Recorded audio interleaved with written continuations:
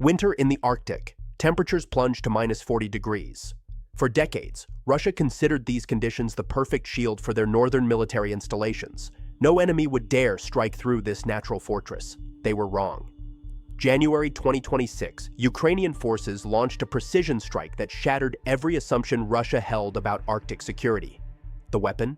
Storm Shadow cruise missiles, fired from modified Soviet-era aircraft, traveling over 1,000 kilometers through some of the harshest conditions on Earth. This is the story of how Ukraine pulled off one of the most technically challenging military operations in modern warfare, and the weapons that made it possible. Let's start with the missile itself. The Storm Shadow, known as Scalp in French service, represents 3 decades of European weapons development.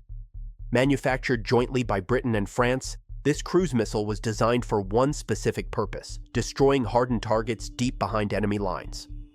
At over 5 meters long and weighing 1,300 kilograms, Storm Shadow carries a 450-kilogram broach warhead, a tandem charge specifically engineered to penetrate reinforced concrete and explode inside. The missile's range became the subject of intense diplomatic negotiation. Export versions for Ukraine were initially limited to 250 kilometers, a restriction imposed by Britain and France to prevent strikes deep into Russian territory. But by late 2024, as the war's dynamics shifted and Russia escalated attacks on Ukrainian infrastructure, Western allies reconsidered. Intelligence sharing revealed that Russian Arctic installations were coordinating strikes and providing early warning for attacks on Ukrainian cities. The range restriction was quietly lifted, unlocking Storm Shadow's full 560-kilometer capability. This wasn't just about distance. Storm Shadow's guidance system combines GPS, terrain reference navigation, and an infrared seeker for terminal guidance. In the Arctic, where GPS signals can be unreliable due to ionospheric disturbances and where magnetic compasses behave erratically near the pole, this redundancy proved essential. The missile literally photographs the terrain below, comparing it to preloaded maps, adjusting its course in real time, even if all satellite signals fail. But having the weapon is one thing. Using it in Arctic winter conditions is entirely different. Ukraine's Air Force faced a problem that European designers never fully anticipated. Their Soviet-era Sukhoi Su-24 bombers had to integrate NATO weapons while operating in extreme cold. The Su-24, a swing-wing strike aircraft from the 1970s, wasn't designed for Western missiles. Ukrainian technicians spent months developing custom mounting hardware, rewiring targeting systems, and creating software bridges between Soviet avionics and NATO weapons protocols.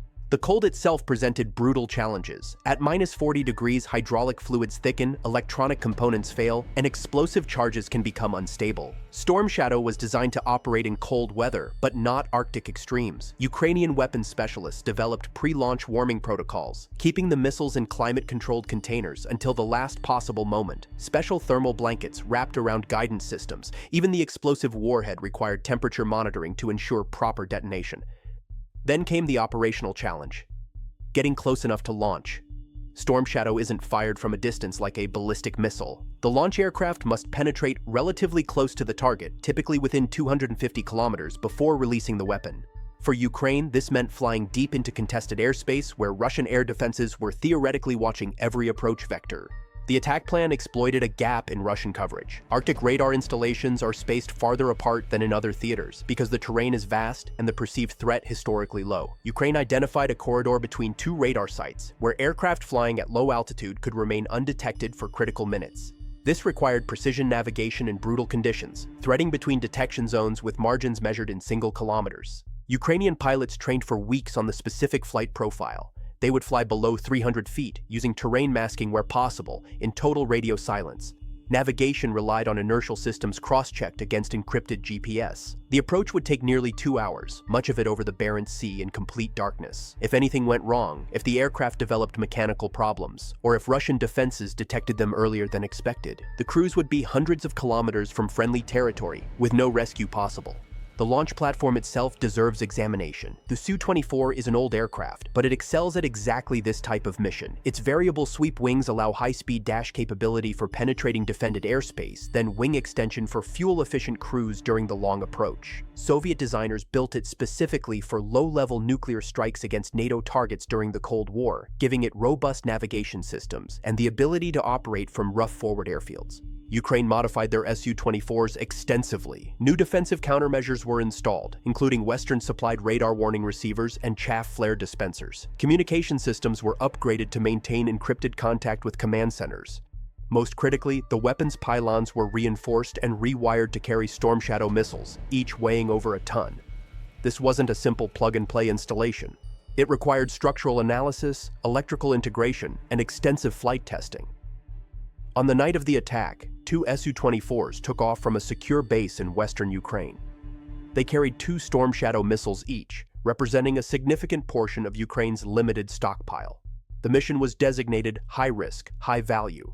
If successful, it would disable Russian early warning capabilities and demonstrate that no installation was safe. If it failed, Ukraine would lose precious weapons and possibly 2 experienced flight crews. The aircraft flew northeast, climbing initially to conserve fuel, then descending as they approached contested airspace. They crossed into Russian-monitored zones at precisely calculated points where radar coverage was weakest, timing their passage for moments when Russian combat air patrols were rotating shifts. Intelligence suggested these brief windows offered the best chance of undetected penetration. At the launch point, approximately 240 kilometers from the target, the pilots executed the attack sequence. Each aircraft released its 2 missiles in quick succession, the weapons dropping away from the pylons, their turbofan engines igniting seconds later. Storm Shadow doesn't fly like a traditional missile. It cruises at 0.8 Mach, roughly 600 miles per hour, hugging terrain contours at altitudes sometimes below 50 feet. This subsonic speed, seemingly slow in modern warfare terms, actually enhances survivability. The missile is small, presents a minimal radar cross-section, and its low altitude means it appears on radar screens only seconds before impact.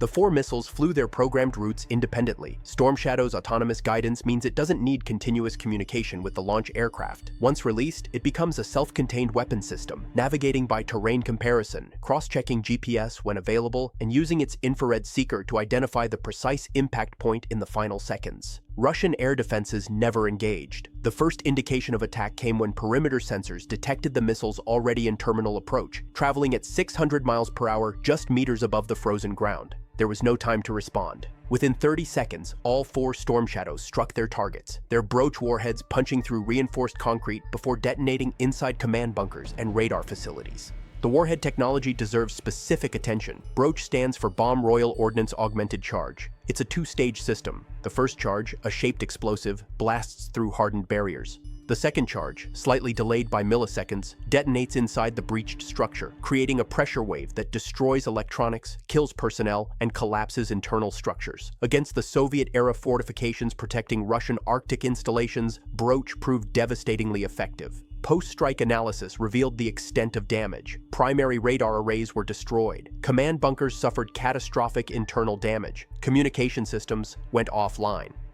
Most critically, the early warning capabilities that Russia relied on for coordinating air defense across the Arctic region were rendered inoperable. Ukraine achieved its objective, blinding Russian sensors during a critical period.